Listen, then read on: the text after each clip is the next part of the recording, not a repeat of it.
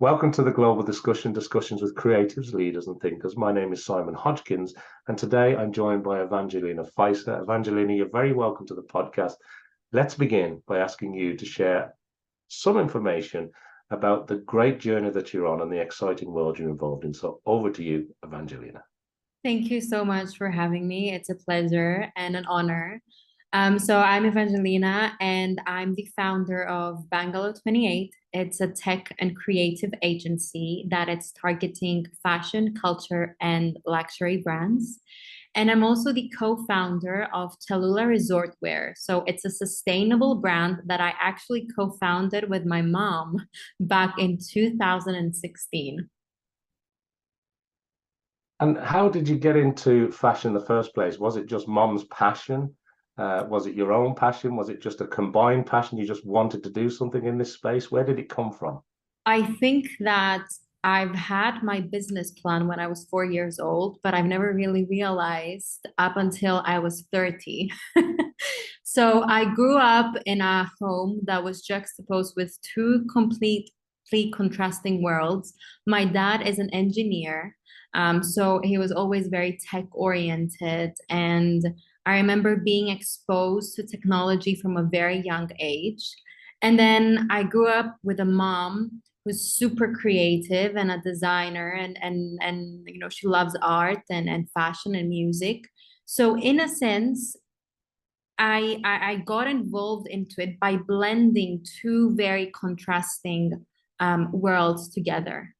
And this is why I'm pouring it right now into my work.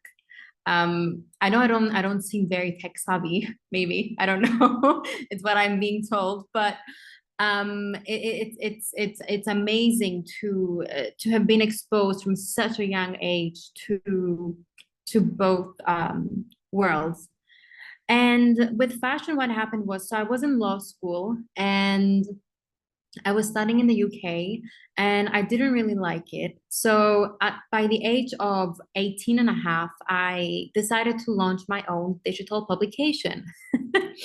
And at some point, I was reviewing runway shows and art exhibitions. And my goal was to attend London Fashion Week at Somerset House. So I pretended to be my own manager. I pretended to be this editor in chief who was very important. And I started getting press invites. And by the age of 20, I was an accredited journalist.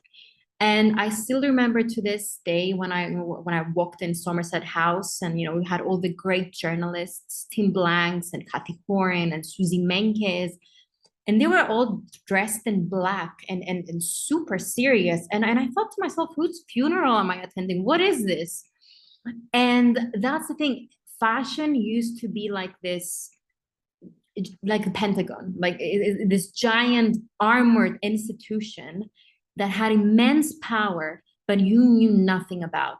There were no bloggers, no influencers. It was just, this quiet event. And designers relied on reviews, and a singular review could either make or break a collection. And then at some point, years later, when Instagram started to pick up and they were having, Instagram Live and runway shows were on there, we saw this shift in technology. And essentially what happened was it gave power back to the people. And we started seeing, influencers having a say, it shifted. It left from media and it went back to the people, back to social media, back to the internet. And so whilst I was, I'm going to come in and out about my background and a little bit of history of fashion. So I left law school. I quit law school, and I switched to actually journalism at the University for the Creative Arts. And at some point, I had my first work experience at Dazed Media, and I worked with Jefferson Hack, and I've seen, firsthand what it's like to stage a runway show and stage an exhibition. And at the time, We had the Another Movement project, which was in collaboration with Alexander McQueen and Shalayan and top choreographers and ballet dancers. And it was such an incredible experience of blending fashion, art, choreography, dance, ballet, and music all at once. And I remember being so enthralled with this world because fashion is, it's not just, it's not about the clothes. It's about freedom of expression, freedom of speech. I was reading actually earlier today that fashion is about storytelling. It's a business of art. And so after Dazed, I went to Los Angeles, California for a little while, where I actually created an actual print publication. And that was during the time when I've met Harmony Korine, who is a filmmaker, and I received also an interview from him, and I got exposed a little bit more into the film industry whilst I was there, and so how it intertwines with fashion. And in 2016, I moved back home, and that was when my mom told me that it's time for her to launch a clothing brand. And and so I had to come up with the name and the story. And essentially it's called Tallulah because we wanted to create a woman that would inspire other women. We went for one size fits all, and we started with a dress that would literally fit anyone, all age groups, all sizes, all nationalities, and it sort of snowballed from there. India became such an integral part to this journey because it's actually where we produce the collection. And following the sustainable journey of, mapping the supply chain and knowing where you're sourcing your fabrics and how everything is organic and free from, fertilizers and pesticides. And then utilizing, actually reviving an alternative method known as block printing, which essentially what they do is they carve a piece of wood with your print, and then they extract dyes from several plants, like blue from indigo and reds from madder root, and they stomp the fabric. And then then the design goes under a machine that it's very, very high temperature, like a steamer. So it solidifies the print onto the fabric. So it has nothing to do with digital printing, screen printing. It's all by hand. And you can actually see the artisanal technique on the fabric. Obviously, we are a small brand. We could never do the economies of scale that other brands do. So what we're trying to do is create timeless pieces that stand the test of time, and they don't really follow trends and what's in fashion. It's more of a grandmother passing it down to her daughter and then passing it down to her granddaughter sort of mentality.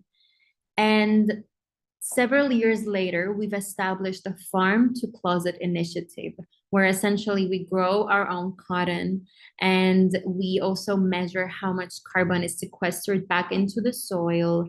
And we have a performance indicator so that we know in 6 months how sustainable we are and what needs to be done in order to become, 100% sustainable, which is quite impossible to do. There are so many pillars and so many boxes that you have to check.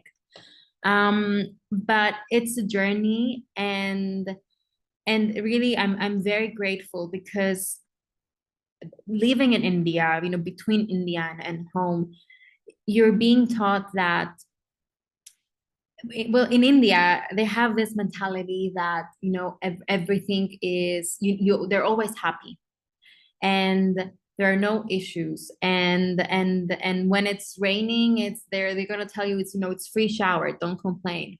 And, and, immersing myself in this mentality and actually understanding how lucky we are on this side of the world. It has been a shift in my perspective. Well, listen, that's wonderful. I mean, it's incredible. I don't think I speak to many people who had the business plan at 4 years of age. A great journey. I mean, you touched on some of fashion's greats there, and also how the industry maybe has changed a little bit in more recent times. And also from journalism to, you know, co-founding an organization that is producing, you know, beautiful pieces, eco-friendly, sustainable. And I know that people are buying these around the world. I know it's successful. I didn't know about the you know, producing your own cotton and, you know, the level that you're going to in terms of sustainability and being eco-friendly. So important for today's manufacturers. And it's not easy, you know, I think you've echoed that. And I know you got featured in Vanity Fair as well. So, you know, people are taking notice of this great work that you're doing. So congratulations on that. But I have to ask, Yes. how do you do all that and then also launch Bungalow 28? And it might be useful for our worldwide audience to understand a little bit more about Bungalow 28, because in itself, that's definitely making waves too. And it's a very creative tech culture and endeavor. Could you maybe share a little bit about that? Yeah, so the reason why I said that, I had my business plan when I was 4 years old is because I was exposed to two very contrasting worlds, creativity and tech. And, you know, there are some people who always have a plan. They have everything in a spreadsheet. By the age of 28, I'm going to get married. And by the age of 31, I'm going to have kids. And I'd like to call them accountants.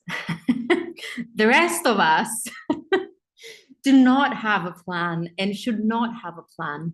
And I've had a very complex journey that, looking back, I am able to connect all those dots and realize that because of having this complex journey of working at Dazed and then coming back home and working for a giant marketing group and being exposed to, technical marketing and sales and business development, such a corporate, strict environment, and then coming back and then quitting that in 2021 and deciding that, this is a time where I'm going to just take the plunge and I'm going to launch my own tech and creative agency. The thing is, when I started Bungalow 28, I've had a completely different plan. It was a creative agency that would sort of have a digital publication attached to it. And I was pitching this idea to investors and VCs, and I was failing. And I was starting to realize that, okay, this is not going to work. There are a lot of things that I need to do in order to, get where I want to be. So I went back to the drawing board and I constructed essentially a table of 3 columns: the things that I'm good at, things that I need to do in order to improve and so that they would help me get to where I want to be, and then things that I lack, that I don't know. And at some point, I started to realize that, okay, my strong point, I love technology. Being creative is something that it's innate. And I think it's intuitive. And then just allow that to, go free, move freely. But I didn't know anything about business, about numbers, about, accounting and setting up a company and talking with lawyers. So I started reading books and taking online courses, and I was raising money. I was working, raising money. And then at the same time, whilst I was raising money, I was studying to learn about, accounting and drafting up projections and forecasts and monthly targets. And so that was very difficult for me, and I'm still learning. But I've read somewhere that if you're not failing, you're not trying. And sometimes, I know this is going to sound a bit romanticized or dreamy, but sometimes you have to go all in. Because if you don't, and you don't risk everything that you have, then there's no point. Then you might as well go back to your 9 to 5 job. Obviously, whilst I was doing that job, I was drafting my plan and I was working on towards, what I want to do. And by January 2022, I started getting a lot of clients. I also took a course which taught me advanced programming so that I could handle projects on my own that were a little bit more tricky. And it's just started snowballing right from that point. And the reason why I wanted to narrow down my approach and just target specific industries, it's because I grew up in fashion. It's something that I saw with my own eyes as a journalist, as an observer, as a teenager, as a young kid, at home. And I thought to myself, why not invest, in my strong points? And to answer your question about, balancing everything and not burning out, I truly think that if you spend a lot of time finding what it is that you love the most, whether be it even in relationships or, work or anything, the hurdles and the obstacles will immediately subside. And you're not going to be able to, feel that sense of, giving up and putting it aside. It's about believing in yourself, deleting the noise, not listening to what people are going to say, just listening to feedback, pivoting, constantly pivoting, and just pursuing relentlessly with passion what it is that you want to do. I think that is a key ingredient in anything in life. Yeah, I couldn't agree more. And I love the fact that even though I suppose if you look at more traditional agencies and sort of the services that they offer, but you're very focused on the type of preferred customer and segment that you want to work in. You're also, there's huge amounts of creativity there. I know you talk about blending that sort of online and offline world and bringing those new sort of experiences to people, whether it's in fashion or luxury and culture. And is there much crossover between your sort of fashion world now and the agency world in terms of, do you find that they're complementary, or are they run as two separate sort of businesses at arm's length? I think that they are running as two separate businesses, even though my mom is sort of my client right now. That's a little bit, yeah. But they are running it. It's, one, it's, it's about sustainability. And at some point, which is why I've last year started about blockchain technology at the University of Nicosia, which is considered in the top 3 in the world. So you've got Harvard, MIT, and UNIC. And the reason why I wanted to study about blockchain is actually about traceability and the ability to, number one, have transparency, accountability, trace the journey of a product, and at the same time, stop any counterfeits.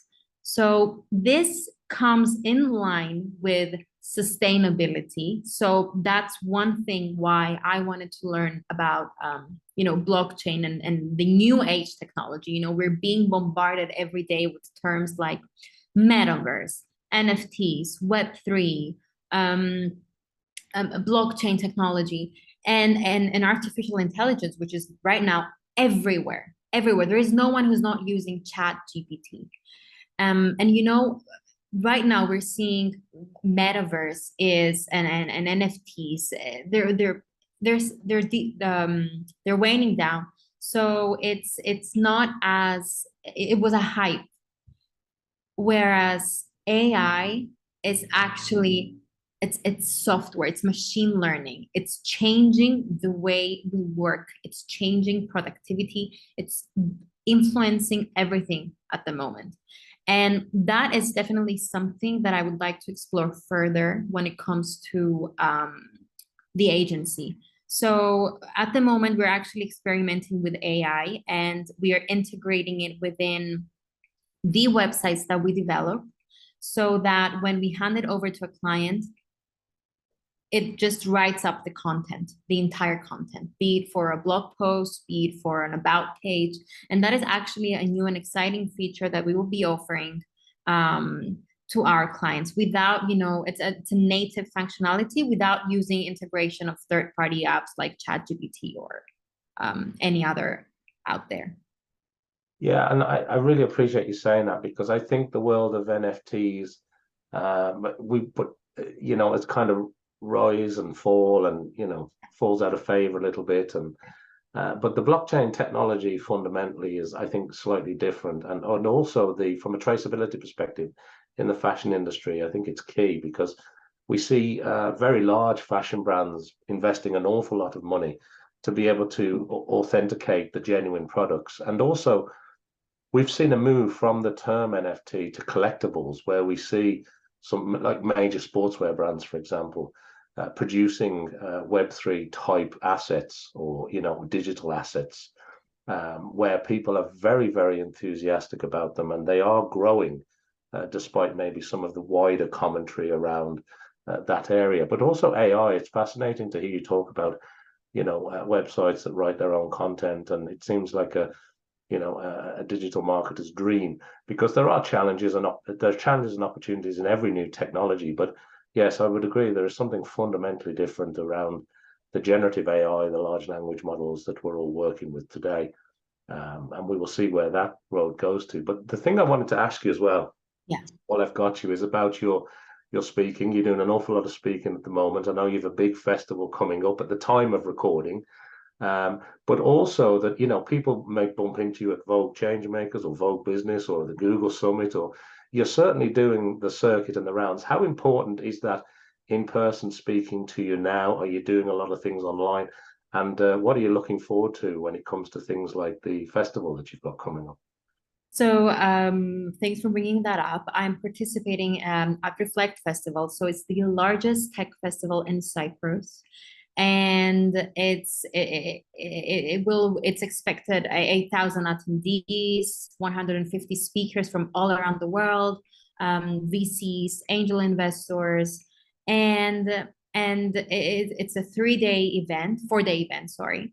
And so my talk there is about the digital dilemma that currently exists in the fashion industry, and it's about whether brands can uphold heritage and tradition amid, this rapid, great acceleration, the tech acceleration that we're currently witnessing. And there is a dichotomy, and when it comes to speaking and interacting with audiences, I always want to ask them back the question, and direct back that to the audience, and learn more about how they see things. And you're there to talk, but I think that talking too much can seem a little bit, I don't know. It's always nice to have something that's more engaging. And yeah. I can understand that. That sort of two-way communication, it's also a great opportunity to learn, right? We're always learning as individuals and organizations. That sounds like a great festival, though. That's a big one. That's a really exciting one. But tell me, as we switch gears maybe a little bit, we talked about mom, your mother, a few times, from sort of business partner to client and back again. But there must be people along. You mentioned some great fashion names earlier on, and you've worked in some really prestigious places, and now you're running two really great, exciting companies. So when I ask you the question about people that you admire, or people that have inspired you along your journey, what springs to mind when I ask you that kind of question? Is it a particular type of person, or is there anybody that springs to mind? A lot of people inspired me during my journey, and I've learned so much from. First of all, I'm a firm believer that you can learn something from everyone that you meet in your life. There's always a lesson. But the kind of people that, growing up, the kind of people that I've been interacting with or admiring are the ones who are doers, right? They are the ones who they discuss about, things that they want to do, and pushing things forward and changing for the better good. And I've always been enthralled by those people. I mean, even working for Jefferson Hack at such a young age, and then followed by, meeting very briefly a Fashion Week, Tim Blanks, and then engaging last year at the Business of Fashion Summit, the State of Fashion 2023 with McKinsey and Co. with Imran Ahmed. Those are some of the few names that they inspire me. But I would also say another person who that I owe a lot to, obviously, my parents, because they've growing up as an only child, it wasn't all sunshine and lollipops, and it wasn't all great at all times. But I've learned so much, and I think what they taught me, because they both have their own businesses, and they both work, and they've been working. I mean, I remember my dad working from 8 a.m. until 10 p.m. in the evening for like every day. I've learned that persistence, being persistent, and it's key. And resilience. I've learned resilience. I've learned consistency. I've learned to be persistent. And I think those are key ingredients when it comes to running something on your own, or even working at a corporate environment. I think that's great advice. Thank you for sharing that. And it brings me on to the next thing I wanted to ask you. Just the next 6 to 12 months, I know you're really busy at the moment, but do you get time to think about, well, what am I going to be doing in 12 months' time? What have I got to achieve over the next 6 months, or maybe longer? Do you plan like that, or how does that work for you? What's on your horizon or roadmap? So yes, I do. Actually, when I started Bangalore 28, I had a 3-year plan, a 6-year plan, and a 12-year plan. Obviously, sticking to that is not possible, because you can never account for changes in environment and trends and things going on. And right now we have hyperinflation and energy crisis and all of those things that you can't really take into account for. But for Tallulah, obviously India is in the plan. It's actually happening in October, and that's the design of 2024, the collection for 2024.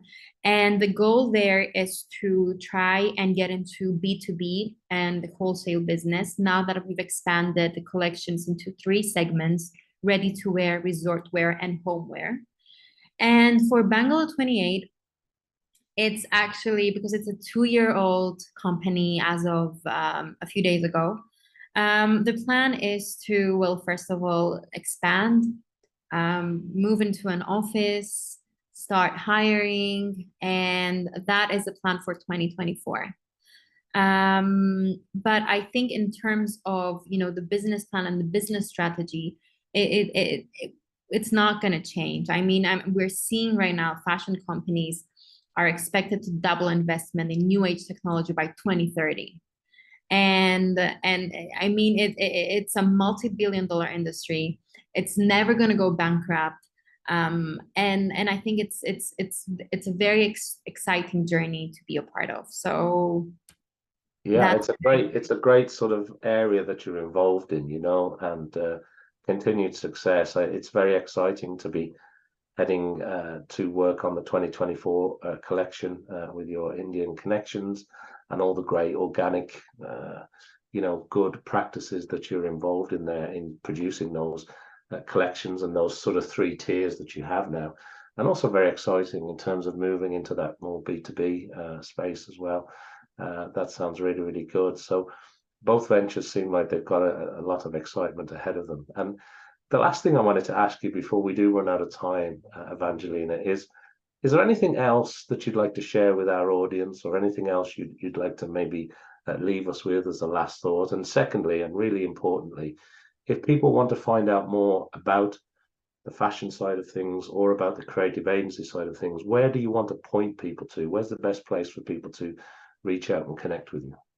I'm such a huge fan of LinkedIn. I love LinkedIn because you get to read everyone's stories and their journeys, and you get to learn a lot of things as well. So if anyone wants to, get in touch, they can connect with me on LinkedIn. And as a matter of fact, about sharing, I'm going to share with you an advice that I received actually this morning. And it was a question directed to me. And it sort of shifted perspective. And that is, you might have all the talent in the world, but are you obsessed? And I think the key to success is to just have a very clear vision of where you're going. Jefferson Hack used to say, make it up as you go along. It's okay. And you should allow room for mistakes because we get to learn from them. But have a plan, be obsessed, and never stop. Well, look, that brings us nicely to the end of our discussion today. It's a great thing for people to think about as they've listened to this episode. And thank you to everybody who's been watching or listening to us around the world today. Make sure that you like, follow, subscribe, do everything that I need you to do to help support this podcast. Of course, go out and check everything that Evangelina Fysa is involved with. Catch up with her on LinkedIn, as she mentioned. And I hope that you'll join me back here for some more discussions with creatives and leaders and thinkers just like Evangelina. But thank you, Evangelina. It's been such a pleasure to talk to you today. Thank you so much for everything.